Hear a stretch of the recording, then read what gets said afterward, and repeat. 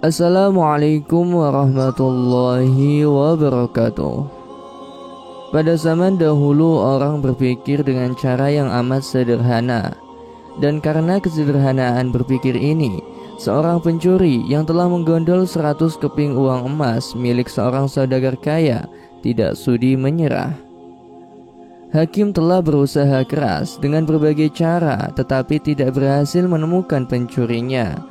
Karena merasa putus asa, pemilik harta itu mengumumkan kepada siapa saja yang telah mencuri harta miliknya merelakan separuh dari jumlah uang emas itu menjadi milik sang pencuri bila sang pencuri bersedia mengembalikannya.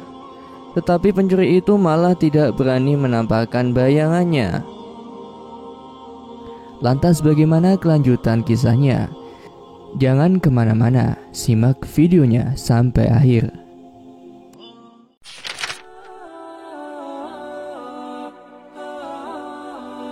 Kini kasus itu semakin ruwet tanpa penyelesaian yang jelas. Maksud baik saudagar kaya itu tidak mendapat tanggapan yang sepantasnya dari sang pencuri. Maka tidak bisa disalahkan bila saudagar itu mengadakan sayembara yang berisi barang siapa yang berhasil menemukan pencuri uang emasnya, ia berhak sepenuhnya memiliki harta yang dicuri. Tidak sedikit orang yang mencoba, tetapi semuanya kandas sehingga pencuri itu bertambah merasa aman tentram karena ia yakin jati dirinya tak akan terjangkau. Yang lebih menjengkelkan lagi, ia juga berpura-pura mengikuti sayembara. Tidak berlebihan bila dikatakan bahwa menghadapi orang seperti ini bagaikan menghadapi jin. Mereka tahu kita, sedangkan kita tidak tahu. Seorang penduduk berkata kepada hakim setempat, "Mengapa Tuan Hakim tidak minta bantuan Abu Nawas saja?" "Bukankah Abu Nawas sedang tidak ada di tempat?" kata hakim itu balik tanya. "Loh, kemana dia?" tanya orang itu. "Ke Damaskus," jawab hakim. "Untuk keperluan apa?" Orang itu ingin tahu. "Untuk memenuhi undangan pangeran negeri itu," kata hakim. "Kapan ia datang?" tanya orang itu lagi. "Mungkin 2 hari lagi," jawab hakim. Kini harapan tertumpu sepenuhnya di atas pundak Abu Nawas. Pencuri yang selama ini merasa aman sekarang menjadi resah dan tertekan. Ia merencanakan meninggalkan kampung halaman dengan membawa serta uang emas yang berhasil dicuri. Tetapi ia membatalkan niat karena dengan menyingkir keluar daerah berarti sama halnya dengan membuka topeng dirinya sendiri. Ia lalu bertekad tetap ingin tinggal apapun yang akan terjadi.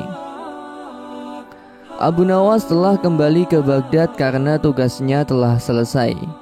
Abu Nawas menerima tawaran mengikuti sayembara menemukan pencuri uang emas.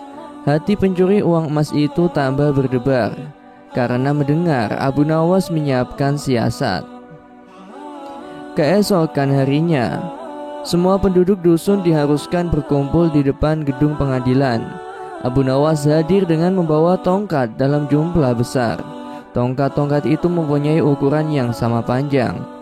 Tanpa berkata-kata, Abu Nawas membagi-bagikan tongkat-tongkat yang dibawanya dari rumah. Setelah masing-masing mendapatkan 1 tongkat, Abu Nawas berpidato, "Tongkat-tongkat itu telah aku mantrai. Besok pagi kalian harus menyerahkan kembali tongkat yang telah aku bagikan.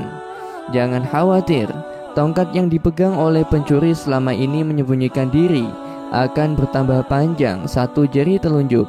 Sekarang pulanglah kalian."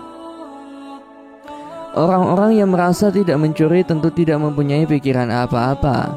Tetapi sebaliknya, si pencuri uang emas itu merasa ketakutan. Ia tidak bisa memejamkan mata walaupun malam semakin larut. Ia terus berpikir keras. Kemudian ia memutuskan memotong tongkatnya sepanjang 1 jari telunjuk. Dengan begitu tongkatnya akan tetap kelihatan seperti ukuran semula. Pagi hari, orang mulai berkumpul di depan gedung pengadilan. Pencuri itu merasa tenang karena ia yakin tongkatnya tidak akan bisa diketahui karena ia telah memotongnya sepanjang 1 jari telunjuk. Bukankah tongkat si pencuri akan bertambah panjang satu jari telunjuk? Ia memuji kecerdikan diri sendiri karena ia ternyata akan bisa mengelabui Abu Nawas. Antrian panjang mulai terbentuk. Abu Nawas memeriksa tongkat-tongkat yang dibagikan kemarin.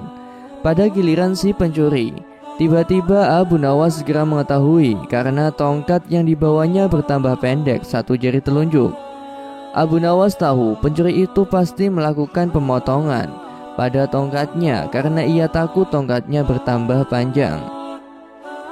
Pencuri itu diadili dan dihukum sesuai dengan kesalahannya. 100 keping lebih uang emas kini berpindah ke tangan Abu Nawas. Tetapi Abu Nawas tetap bijaksana.